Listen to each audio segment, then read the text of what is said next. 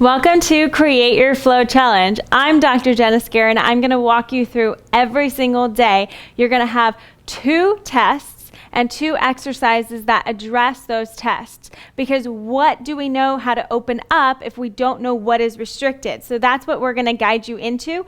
Every day, the concept is that you're going to take the most restricted exercise, the most restricted test, and we're going to carry that into the next day. So by day 7, you have 7 different mobility exercises to create your own flow that is unique for your own body. So I'm so excited that you're going to go on this little journey with me and start discovering what's in your body. We're literally going to take it from the head all the way down to the toes, and let's get started with the neck today. So welcome to day 1.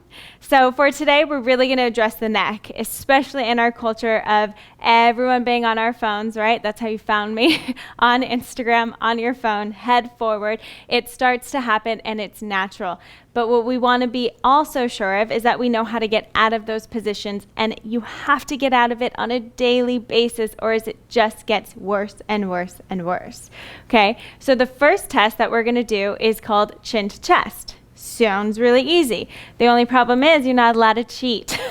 So most people cheat by opening their mouth, like, yeah, I can get my chin to my chest, and all of a sudden their mouth is really wide. So I'm going to ask you not to cheat and to be really mindful and aware of what your upper body is doing as well, because it's really easy to have those shoulders round forward and everything starts to round as you're trying to touch that chin to the chest.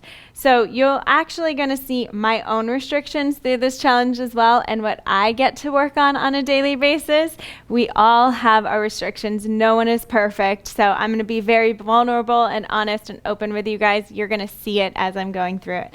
So the first one is going to be chin to chest. So it really is as easy as it sounds, but again, no shoulders rounding forward, no mouth opening. So with your teeth clenched together, not clenched, definitely don't clench, but with your mouth closed, can you touch your chin to your chest? And a good way to feel that, because yes, you'll get your other lovely fat under here that is going to touch the chest first, but I want you to literally touch your chin bone and then touch your chest and see how far apart it is. Sometimes you can slip fingers underneath there, okay? So what I mean by that is literally keep your shoulders in alignment.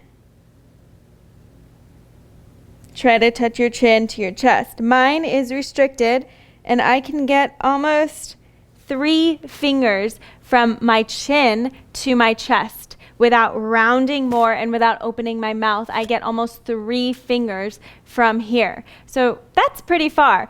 And what happens and why that happens oftentimes is that our body gets used to being in this forward position. So when I'm used to being in this forward position, what my neck knows is extension. So I can go back and look at the ceiling, no problem, because my neck knows where to go there. Your body, your nervous system, your brain is always gravitating toward what feels more comfortable and what feels safe. So if extension is where your body feels safe and flexion, your body's like, no, we need to get tighter, it doesn't necessarily mean that you're restricted. It just means you need to teach your body how to go into that more.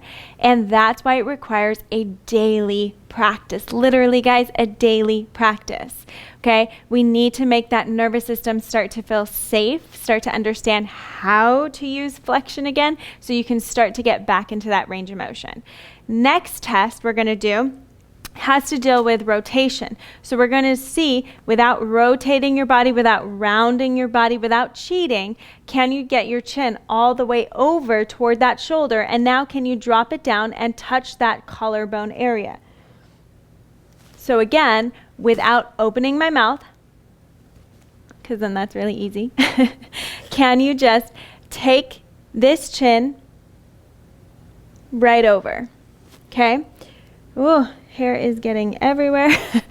So the object and the goal of this one is really working on that rotation. Rotation typically more so happens from the upper cervical spine. So up high in the neck is where your body should be rotating from. But when we lose that restriction, or it gets really tight because we are in this forward position, then it loses that ability to rotate properly. And so being able to get that is going to be really pertinent, because we are going to be driving, you're going to be looking over your shoulder, you have kids maybe you got to wrestle back with, but rotation is a part of our daily life, and the less that we use it, the more that we lose it. Okay, so understanding how to move into that is going to be super key. So the first exercise, if your flexion is restricted, so chin to chest, if your chin to chest was restricted, the exercise I want you working on is called your suboccipital stretch. And all that's going to do is we're going to think of our head rotating over an axis. So your axis point is your neck, and your head is rotating over it. Okay? So we're going to take one hand onto your chin. This hand is going to push down and back, and then the hand on the back of the head is going to push up and forward. So it's literally like you're going to make a double chin with this hand and then push this hand up and forward. And that's where your axis point's going to be. So we start to get right into these suboccipitals, right at the base of the neck here, so that they start to stretch out and open up, so eventually you can start to touch your chin to your chest. Okay? So chin here, push it back, hand here, push it forward. And what you should feel is a really good stretch up into the base of that neck. If you're not feeling much of a stretch, that one may not be your necessary mobility stretch, okay? What I like to do with that one is hold it for about 10 seconds or do 5 really slow breaths, okay? The next one is going to be a levator scap stretch. So I'm going to take one hand, place it behind my back just so that I have some stability and lock that shoulder down. Then I'm going to take my nose, I'm going to dive it right back into my armpit, and my hand can gently start to assist. So I'm just breathing into this, similar to the rotation and chin to my collarbone, and I just relax and I breathe into the stretch. So after about 5 breaths, I'm going to have you take that hand off of that head and now really force that chin down toward that collarbone, holding for 5, 4, 3, 2, 1, and then come back up. Okay, what that's doing is not only are you getting a stretch into what's called your levator scap muscle, but you're also getting that end range motion to start to feel what it's like to get into that uncomfortable position and hold it, so your body then knows how to go back into that rotation. Okay? Ooh. So those are the 2 exercises that I want you to play with. Pick your one most restricted stretch. Pick the one most restricted mobility exercise that works best for your body, and that's the one you're going to do for today. I suggest doing it at least 3 times, if not 5 times throughout the day today, and make sure that you start to open up that neck. You're going to see how it's going to start to open up the whole body in general. The next thing I want to quickly address is your breathing with those exercises. I said to take 5 deep breaths. That means that we're not breathing from the upper chest here, okay? So what I want you to do is put one hand here, one hand on your belly. Close your eyes and just relax and take a deep breath in. And then breathe out through the mouth, nice and slow. If you felt all the pressure into this top hand, I want you to take a moment and try to relax a little bit more. Close your eyes and feel the breath come down into the low rib cage and belly. I want you to barely feel any movement in this top hand as you breathe in through the nose, and then breathe out through the mouth as if you're blowing up a balloon.